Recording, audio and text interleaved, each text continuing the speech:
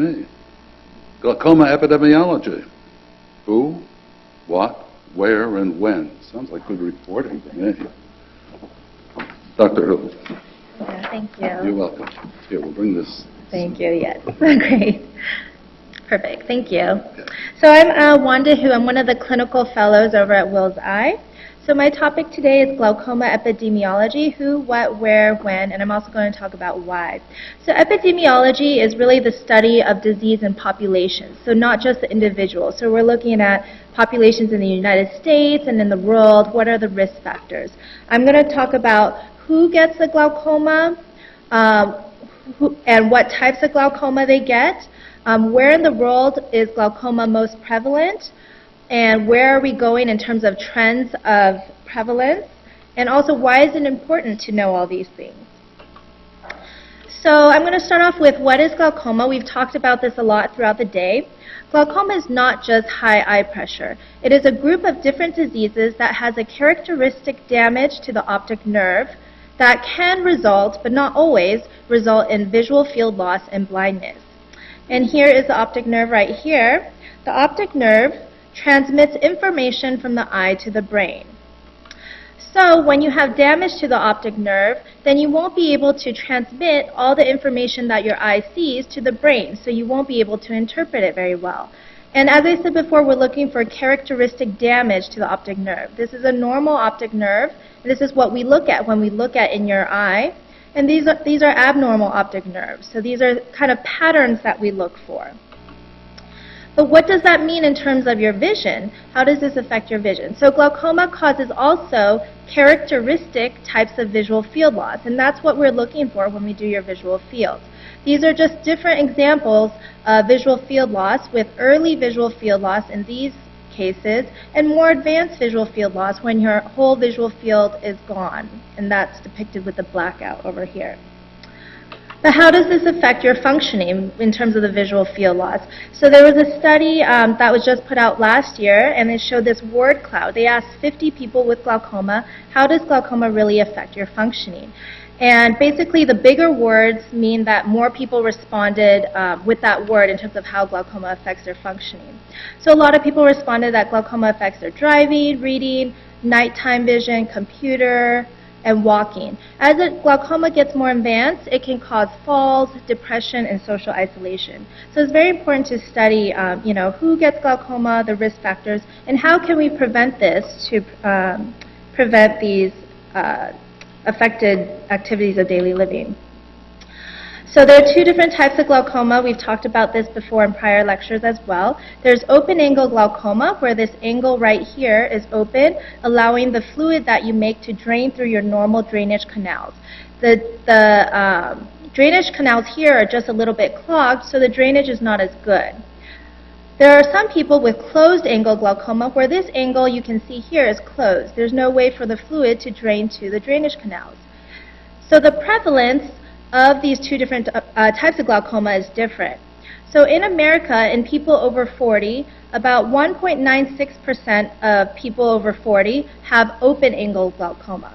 There's much less people with closed-angle glaucoma, about 0.69%. And again, like I said before, about 1.9% in adults over 40 in the U.S. have glaucoma. That equals to about 2.7 million people in 2.7 million adults in the United States who are affected by glaucoma.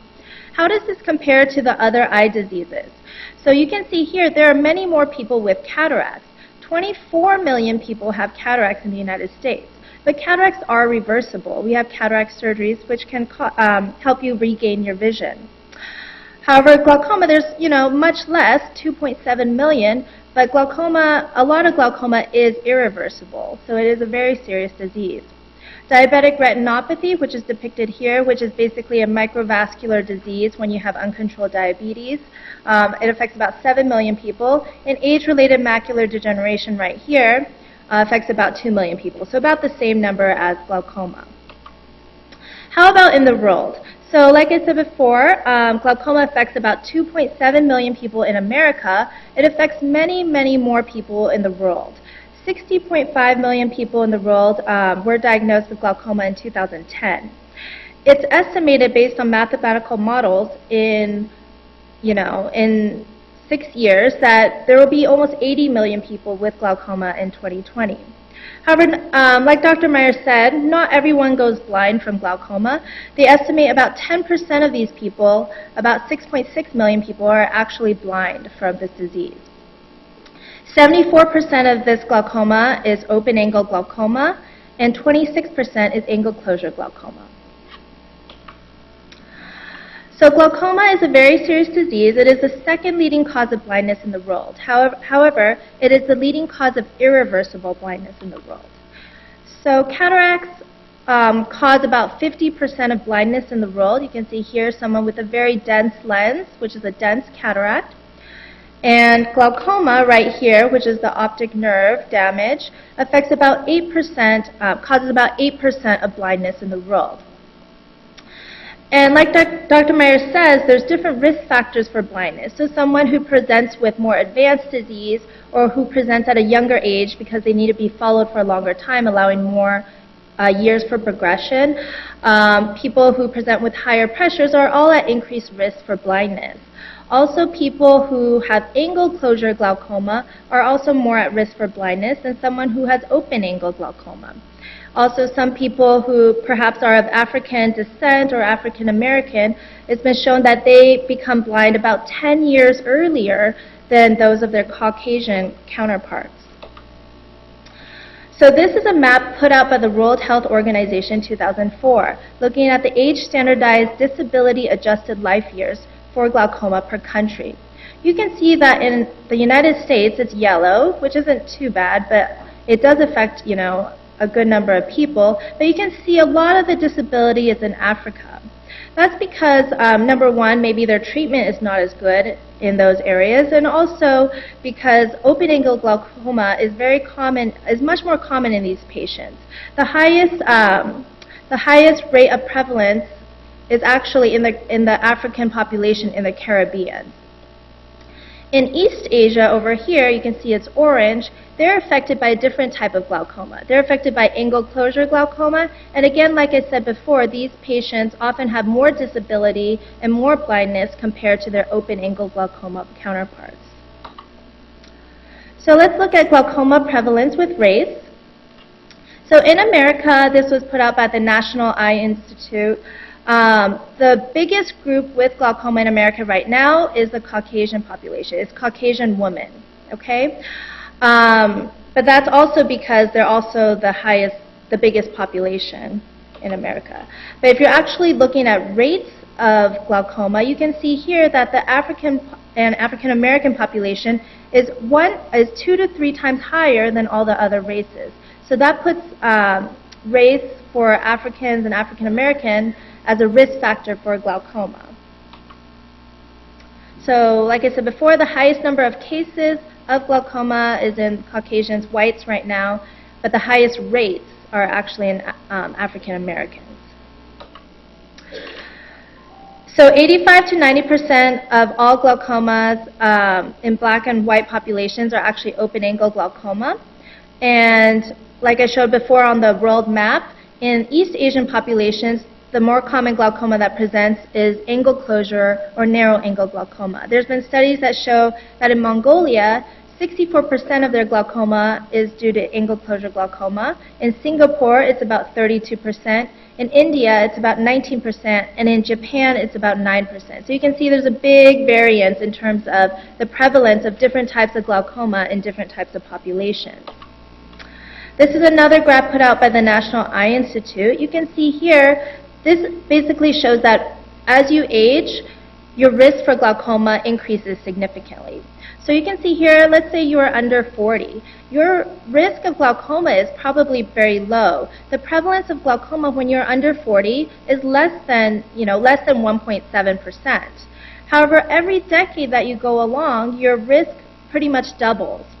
If you are African American, this red line, your risk is 2 to 3 times higher than the other populations. And the other populations are basically white, Hispanic, and other, including Asians. Hispanics, notably over here, you can see this green line. It follows the white population, Caucasian populations up until about 75 years old. You can see at much elderly ages, their risk goes much higher, almost to the same rates as the African American populations. So you can see here that both race and age plays into your risk for developing glaucoma. What about gender? So in terms of open-angle glaucoma, the risk factor of being female is still equivocal. They show that 61% of cases of glaucoma in America are in female patients, whereas only 39% are in male patients. But this could be because there are more females in general in America, but they also show that the rates are actually higher in females as well. So they think this is probably because in general females have a longer lifespan than males, and so they have a longer time to develop glaucoma. Like I said before, age is a big risk factor for glaucoma. Also, females are at much higher risk for angle closure glaucoma than their male counterparts as well. So that's one reason. So where are we headed? Basically, the prevalence of glaucoma is growing. In 2000, the prevalence of glaucoma in America was 2.2 million. In 2010, it's 2.7 million. Based on mathematical models in America, they calculate with the aging population that the prevalence of glaucoma will continue to rise. So how is this study of populations important for you as an individual? So seeing who is at risk and which types of population gets glaucoma more often, it shows you what are the risk factors for glaucoma. So the risk factors for open-angle glaucoma include, like I discussed before, race. If you are African American or of Hispanic descent and elderly, you want to, definitely get checked up for it. If you have high intraocular pressure, that's also a risk factor for glaucoma, but I want to emphasize it does not mean you necessarily have glaucoma. There are people who have high eye pressures without glaucoma and people with low pressures without glaucoma. If you have family history of glaucoma, let's say your sibling has glaucoma or your parent has glaucoma, you have a 2 to 3 times higher risk for open-angle glaucoma. If you're nearsighted, it's been shown that you have a higher risk for glaucoma as well. And also it's been shown that if you have a low diastolic pressure, or if you have your blood pressure lowers at night, that's also puts you kind of at risk for glaucoma. The diastolic pressure is the bottom number of your blood pressure. In terms of closed-angle glaucoma, there are different risk factors. So for each type of glaucoma, there are different risk factors. So for closed-angle glaucoma, like I showed on the world map, East Asians are more at risk for closed angle. So if you're Chinese, Japanese, if you're of elderly age, if you are female, you're at higher risk. If you have a family history, for example, if your parent has had narrow angles, then you are at possibly a 10 times higher risk for that as well. For closed angles, if you're farsighted, you're actually more at risk. So for closed angles, if you're farsighted, you're at risk, but if you're nearsighted, you're more at risk for open-angle glaucoma. So how is this important? It's important to know these risk factors for glaucoma screenings. In terms of targeting populations, you want to target those at higher risk, those who are elderly, African American populations, Hispanic populations. According to the American Academy of Ophthalmology, they say that screening only with eye pressure is not enough. Because, like I said, there are people with normal pressure without glaucoma and people with high pressure with glaucoma. But if you are 40 to 60 years old, you should get checked every 1 to 2 years for glaucoma if you have one or more of the risk factors I listed above. If you have no risk factors, then it's probably okay to check every 3 to 5 years. They also recommend that if you're older than 60, you should get an annual exam to check for glaucoma. So in conclusion, the risk factors include race, age, family history, and high eye pressure. And the social and economic impact is enormous in the world for a disease where blindness can be prevented. So you should have regular screenings for glaucoma if you have any of the risk factors I talked about in this talk. Any questions? Uh-huh. It seems that there are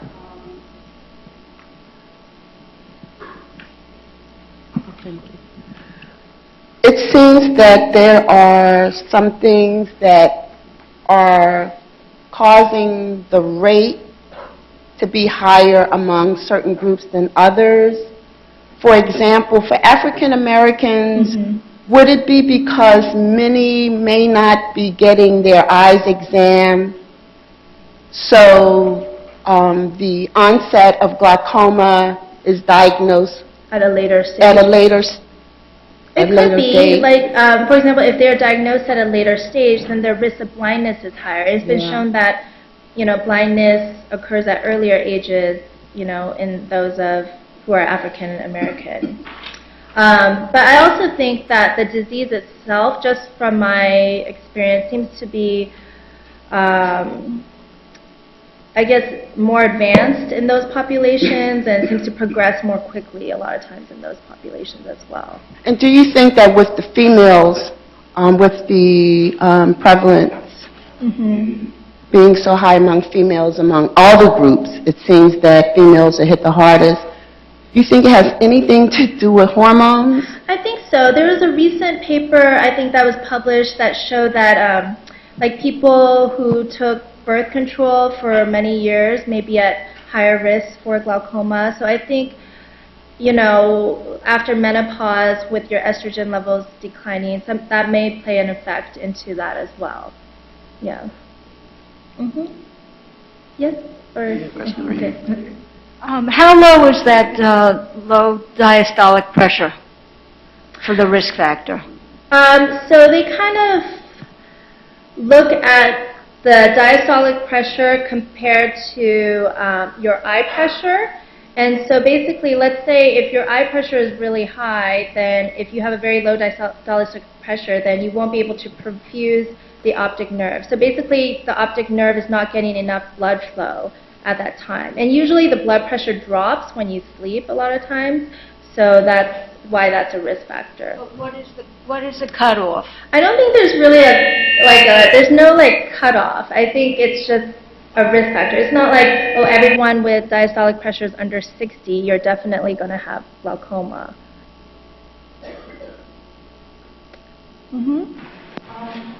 If there's any deficit in the visual field, does that automatically mean that the nerve is not normal? No. So, Repeat the question, maybe everybody didn't hear it. okay, so she asked, if you have any deficit in the visual field, does that necessarily mean that you have glaucoma or optic nerve damage? So, no, that is not true. So, there's glaucomatous characteristic types of visual field, which is the images I showed you in the past. I don't know if I can get to it. Okay, so these are typical visual field findings in glaucoma. But in other diseases, for example, if you have retinitis pigmentosa, you're going to get visual field loss, maybe similar to this too, but you have no, it's not necessarily glaucoma. You can have, for example, you can have a stroke and have completely normal optic nerves, and you can have a big visual field cut as well. So that's why you need to look, whenever you have visual field cuts, you always have to look at the eyes, but it can also come from the brain as well. And it can also come from cataracts, it can come from the retina, etc. No further questions. Okay, thank you. Thank you, doctor.